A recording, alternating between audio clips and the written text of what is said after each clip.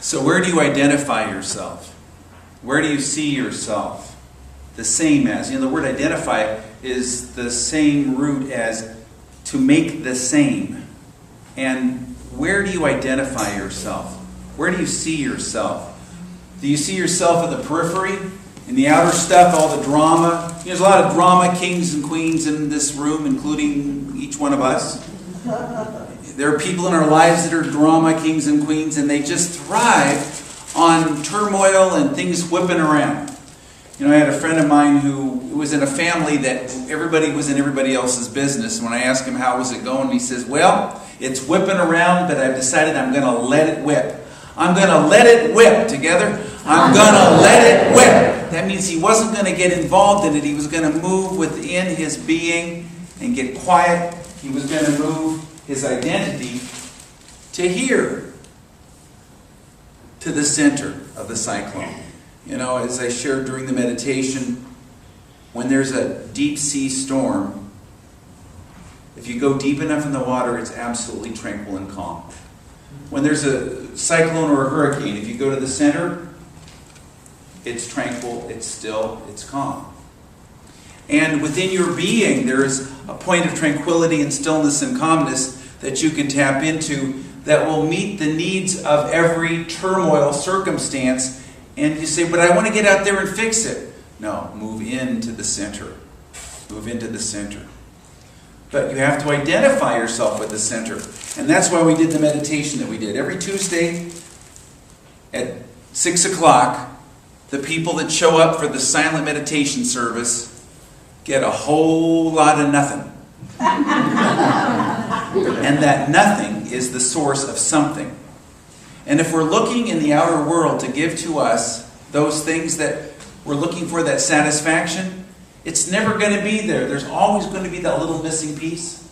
It's like a God-sized hole, they say, that's inside of you that can only be filled with God. And then, and only then, you can move forward to make the changes you need to.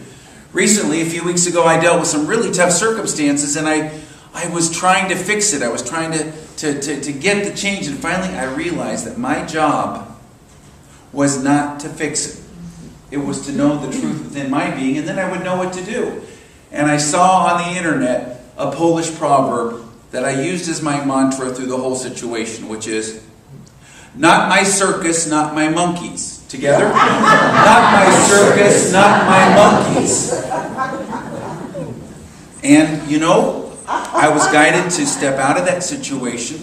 And by stepping out of that situation, I precipitated, unwittingly, all the circumstances that needed to happen for it to move into a healthier place. For which I take no credit whatsoever. Because, together, not my circus, not my monkeys. We are not here to fix and cajole and make everybody fit our pictures of what they should be doing. I had somebody who came through the line a while back, and they said, I want you to give me just the right words to say to my neighbor because they don't understand. They need to understand this thing that they were explaining. And they're right. Their neighbor really did need to understand something perhaps, but their neighbor wasn't ready to. I said, it isn't your place to get your neighbor to see that. Instead, you have to find the peace within you because it wasn't affecting this person.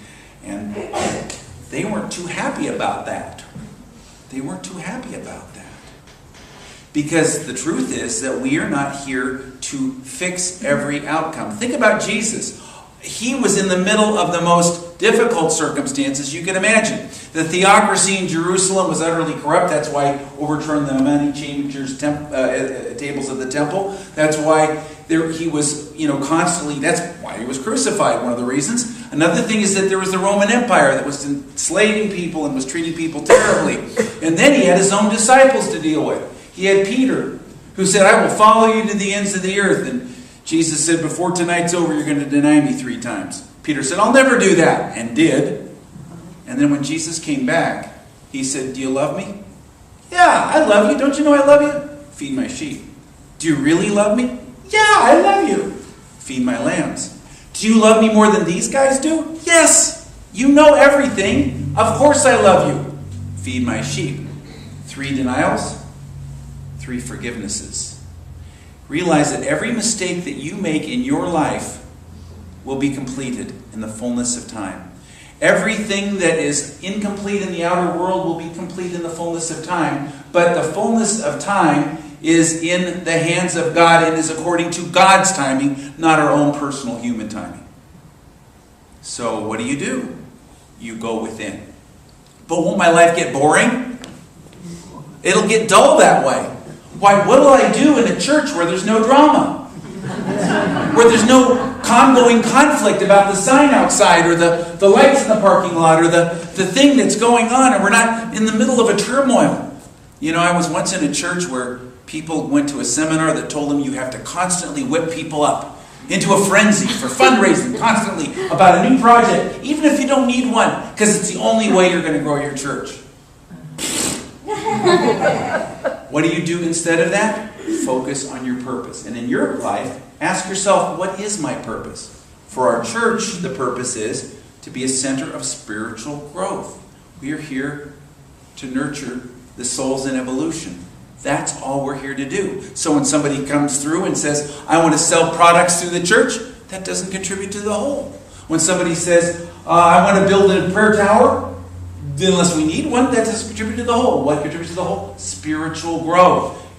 But that's boring. Spiritual growth, that's a whole lot of nothing. There's no drama involved.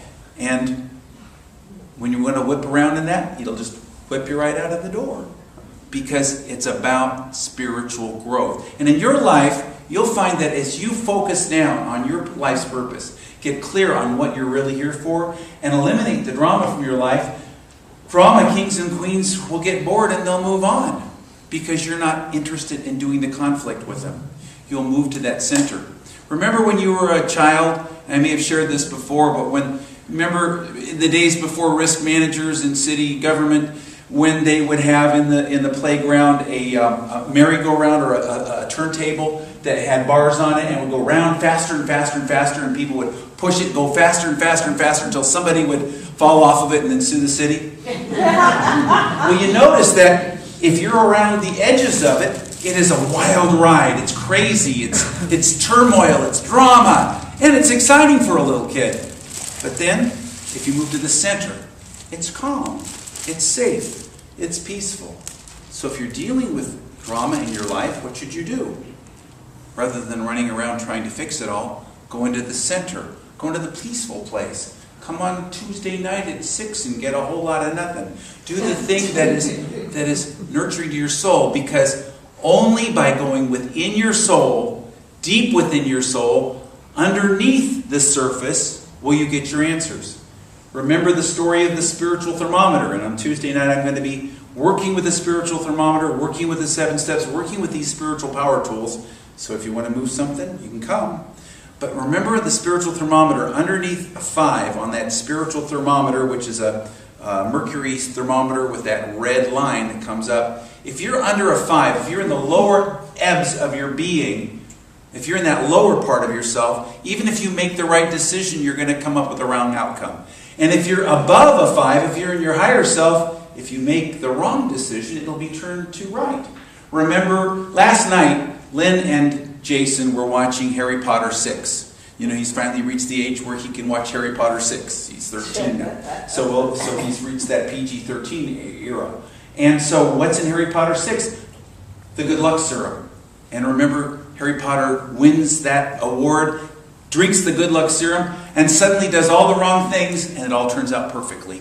He ends up in the wrong place at the wrong time, and he's exactly in the right place at the right time. So this is a very tricky thing. It doesn't mean that you don't act. It doesn't mean that you are a victim. It doesn't mean that you're passive all the time. It means that you move out of the complacency that says, I'm going to keep everything the same. I don't want to look at anything. I don't want to change anything. I don't want to grow. I want to spend the rest of my years all the way to the day I die and have everything just be all the same. And you're willing to flow with and move with that energy that will move you into a new possibility, a new paradigm, a new something.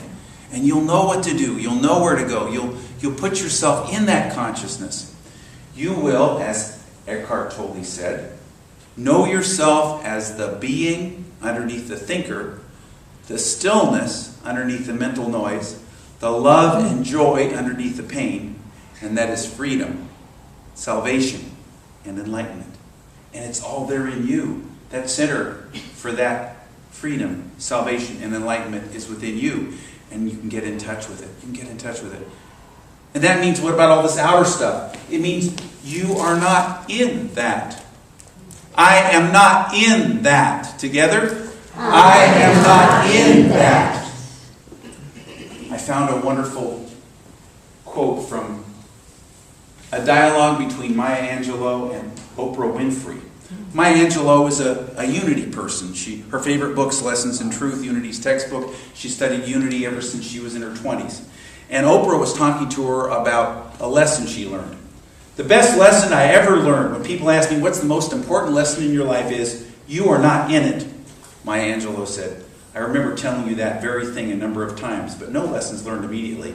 Well, it took me a long time to get it. Well, you got it. You got it on so many levels. In West Africa, there's a phrase, deep talk. Anybody can get something on a surface level, but somebody else will take it deeper. So when I told you that very first time, some newspaper tabloid had just vilified you and you were close to losing it, you were so hurt by the erroneous, ridiculous, and cruel accusations that you could hardly get your breath as you were talking to me. And I said, you are not in that. And you said, yes, but this is what they said.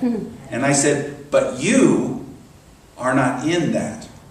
And then I heard you begin to realize what I was saying, that had nothing to do with you, and it had everything to do with the person who was trying to get their living out of your getting your dying so obviously.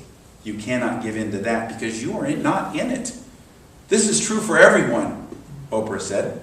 The little girl is being made fun of in class, the clique in the office, the lesson's the same. You are not in it. And Maya Angelou said, they would be doing it without you. And that understanding is as broad as life. Know yourself. Not as the drama that's out there. And you'll notice that as you get healthier, that the drama resolves itself more and more and more, and you are not in it, and you can't take credit for it, you can't take blame for it. You let it whip around you. I let it whip. Together? I let it whip. And if you need drama, if you need that excitement, it's just to divert you from the real work, which is to get to know your soul. You got to get to know your soul. Your soul is always there. You are not, in fact, it isn't even that you have to get to know your soul, because you don't have a soul. You are a soul. It isn't that you have to get to know your soul that you have. It's to get to know yourself as a soul. And you can't run away from your soul because your soul is always there. You can't leave your soul and leave it behind. It's always going to be moving with you. Your soul is that real essence of your being. It's that true nature within you. And your experience in the evolution of your life is to wake up in your soul as your soul and grow into that soul awareness. And as I shared before, when I made that decision to get to know my soul, to move out of that limited self, that limited nature, and to live from that higher self, my whole life was topsy-turvied, turned on its head, and my life became more exciting, more interesting, more rich. It moved from black and white to technicolor, from 2D to 3D. It moved into a new awareness. But it means that you have to understand that you're not in it. It means not being caught up in outcomes. You know, one of the things that Hermione said in that Harry Potter was, I am so glad that my happiness is not dependent on the outcome of a Quidditch match. And yet, we look at the outcomes as the answer, the periphery. I think about times that I get emails and letters and phone calls from people who say, for 15 years I haven't seen them, and they say, oh, I listened to your podcast, I watched the videos. What you said that time made such a huge difference in my life, and I remember 15 years before, they didn't like anything that was going on. But what happens? You plant seeds in your life. You don't have any idea where your stand for the truth, you're standing in your center, in your sacred center. You're being that peace that's underneath the mental noise. Makes a huge difference in planting a seed for someone. In fact, that seed may not sprout or take root until this lifetime, the next lifetime, the next lifetime. If you believe in that kind of thing, and I do. Understand, take the long view. Take the long view and realize that your only responsibility is your spiritual growth. My only responsibility is my spiritual growth. Together? My only responsibility is my spiritual growth. But what about making a change in the world? What about making a difference in the world? The Dalai Lama makes a huge change and a huge difference in the world, but he understands that his spiritual essence and letting that light shine is his purpose in being here. That is why he's here. And that's why he's able to forgive the Chinese. And I remember being at a meeting where there were a lot of Tibetan lamas, and they talked about him, and they said, the Dalai Lama is able to forgive the Chinese government. And then the guy stopped. He said, the Dalai Lama is a better man than I am. But then they talked about how through all of the trauma and all the drama that's happened, there's been an incredible dispersion of these teachings all over the world. And these teachings have moved out. And there's been a huge, positive, beneficial effect to this. In your life, you don't know where that momentary loss that you need to forgive, that situation that didn't work out in terms of the outcome the way you'd like it to, may have served a higher purpose. But you do know one thing. You are responsible for the inner growth, for the inner peace, for the sense of awareness and moving within. And you say, but that's not exciting. But that's the only work there really is. And the question is, are you willing to move to that sacred center and identify yourself here? Here in our church, this is our reason for being here. We're here for spiritual growth. We're not here for all the outer things. We're here to unfold in our spiritual development. And it means taking responsibility for our own growth. And sometimes it's tough experiences that cause us to do this. I have a friend who was in a very dysfunctional marriage, went through a divorce. She had 2 children, and her husband was extremely conservative religiously, very rigid. And she wasn't. She was more open. So he turned the kids against her, and the years went on, and they wouldn't speak to her because he told her a lot of things that weren't true. And she went into that deep inner sacred center, moved from that to this, and became quiet about it. And what she got was, to the extent that she holds quiet and steady and loves them and frees them to be and choose to do what they choose to do, that it would work out well. And in the end, the truth came out, and they reconciled, and she has a great relationship with them. And her husband is no longer here. And I've known other situations. I knew of a family once where a woman was in a marriage, and they were both addicts, and they both went into recovery, and he relapsed, but he stayed in the relapse and convinced her entire extended family, and she had 9 brothers and sisters, that she was the one at fault, and her not letting her kids ride in the car with him and things like that. They were separated. And she just got, if I stay in my sacred center, it will work out. And she stayed in that sacred center. She cultivated her own inner self, and she also got involved in Al-Anon recovery.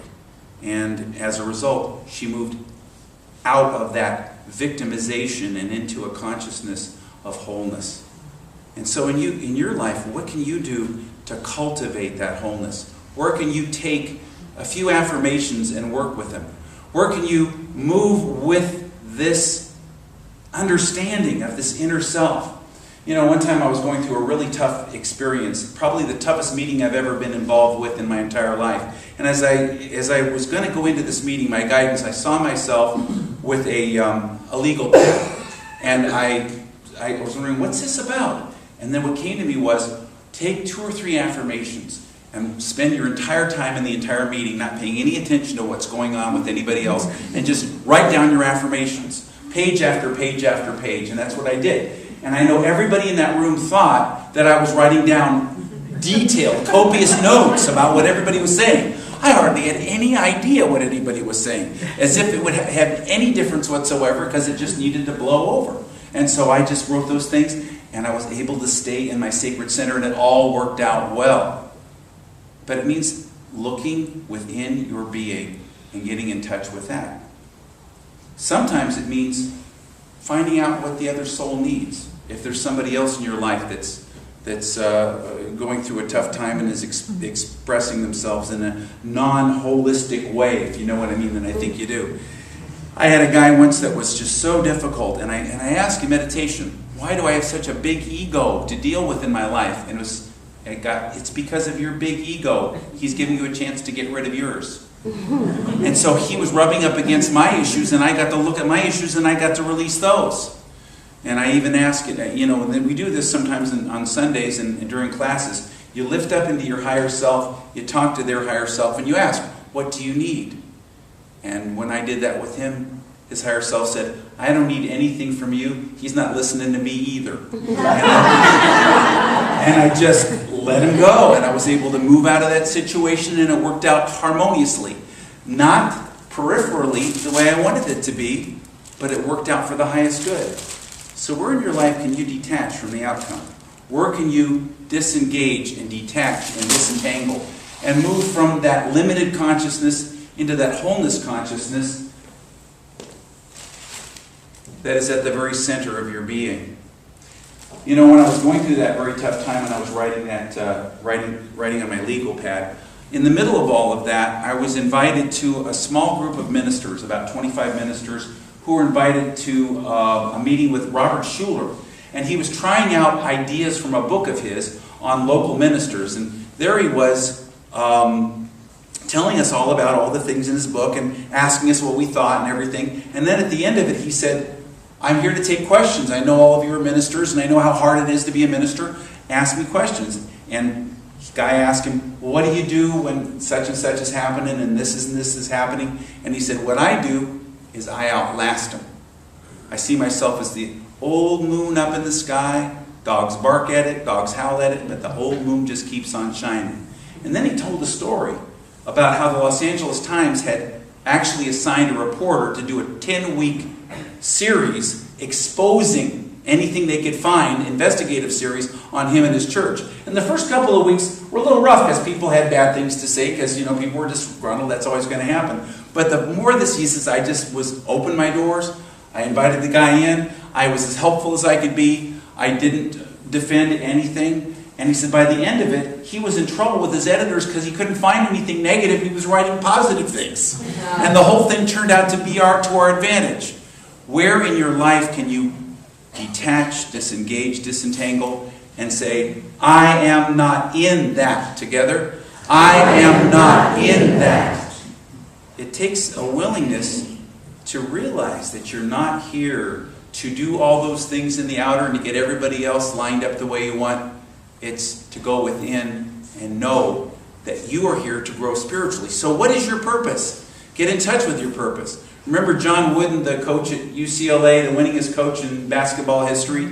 He said that the secret for his success was that, he said, we always play our own game. That way we never beat ourselves by playing theirs, getting drawn into theirs. Get in touch with your own game. Realize that if anybody's doing anything outside of you that you don't like, it's there to help you define more and more what you need to do for your own self within your own self. And even though it's early in the talk, I'm supposed to bring us into prayer. So let's move into prayer right now. And I want to begin with this quote from Eckhart Tolle, but taking it as an affirmation.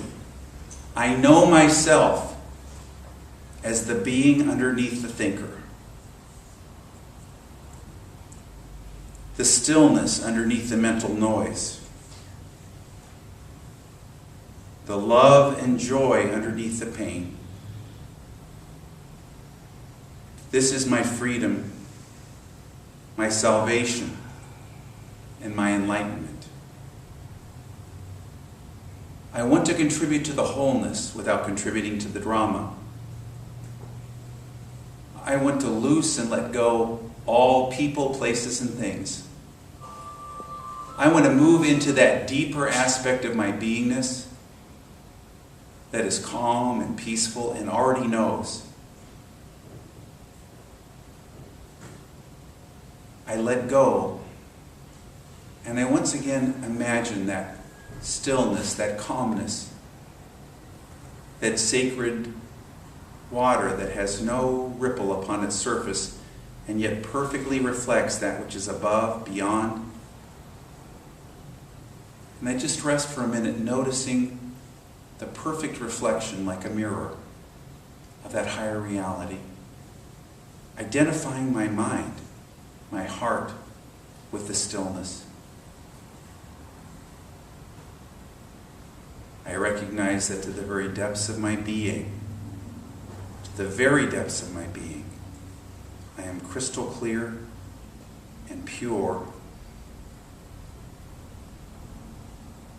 And whatever it is that I need to know in my life is being revealed to me in this moment as I still my mind and hold it steady for just one moment.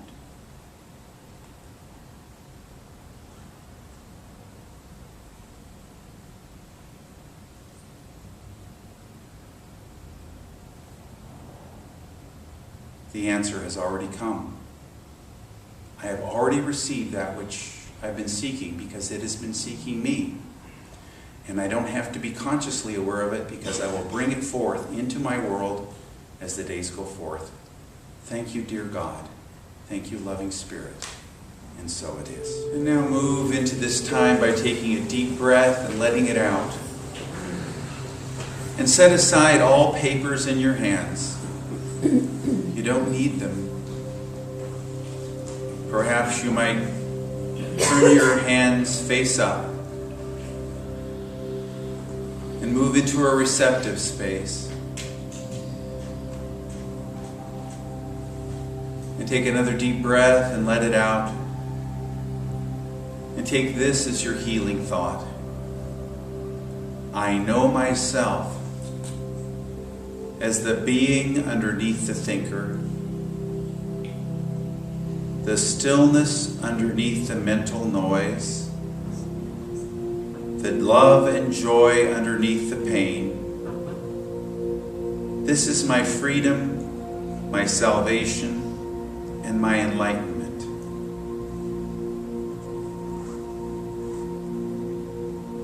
What is underneath? Where do you identify yourself? With all the turmoil of the outer world, including your own mental noise? Or the inner peace and harmony?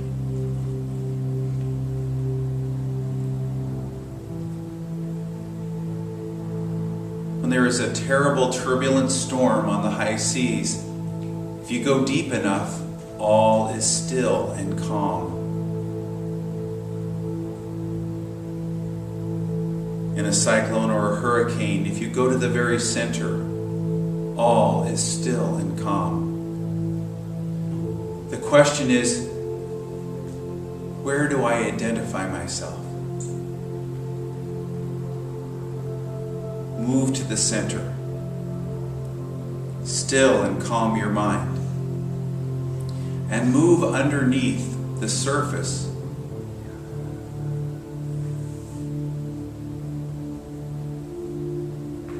Perhaps one way to do this is to visualize a still body of water that has no ripples upon its surface. Stabilize yourself. Quiet your mind. Calm your emotions. And feel and think into this picture of still water that reflects that which is above.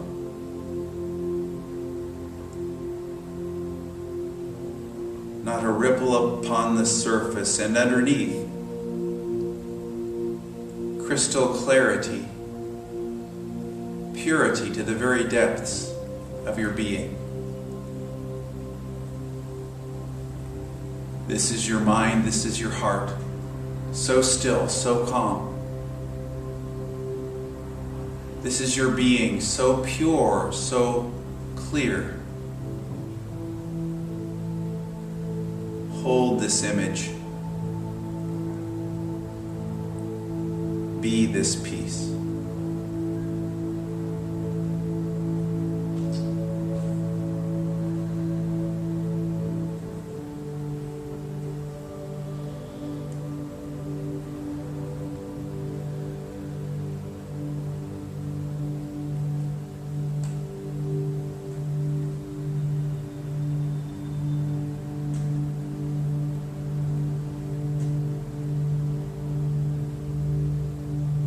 whatever you're facing in your life, know that it is this stillness that gives you strength. That in this peace you get your guidance. That when it is yours to make a move, you will make it. With great power, rooted in the stillness and peace.